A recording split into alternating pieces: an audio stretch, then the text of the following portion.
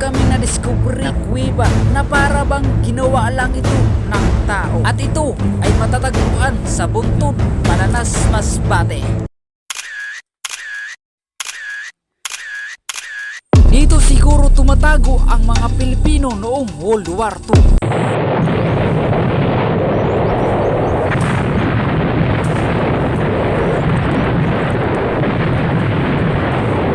Ang probinsya ng Masbate, pag inyong napuntakan, kayo din mismo ang sasabi na kakaiba kami at meron kaming sinabi. Kaya go mga turista, travel tayo pa Masbate at silipin ng kaganda na kaming lugar. Dito di ka malulugi, gumastos ka man ng $, masusulit ang lahat, pagod mo man at buwit. Sa pagpasok pa lang namin ay napapansin mo mayroong butas na malaki, mayroong maliit at mayroong ding malalim. Itong malalim ay may haba siya ng 10 meters to 15 meters ang lalim nito. Dito siguro tinatago ang kayamanan ng mga Pilipino noong unang panahon. Pero wala naman akong nakita sa pagpasok ko, kaya hasok la.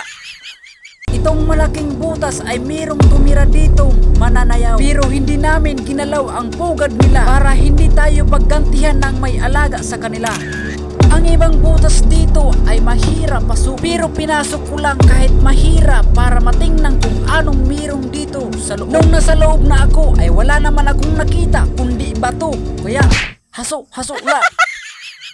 Sa likod nitong kuweba ay kakaiba, para lang ginawa lang ng tao, para siyang barkong tingnan. Malapit kasi ito sa dagat, kaya siguro itong sign nila. Yung guys, nandito na kami sa pinakatuktok. Yan o. Sa pinakatuktok nitong bundok ay para siyang mayroong kurunang bato. At mayroon ditong bato na perfect para siyang ginawa lang ng tao. Pero ito ay nakataob na. Dito rin namin nakita sa tuktok itong sungay ng usa.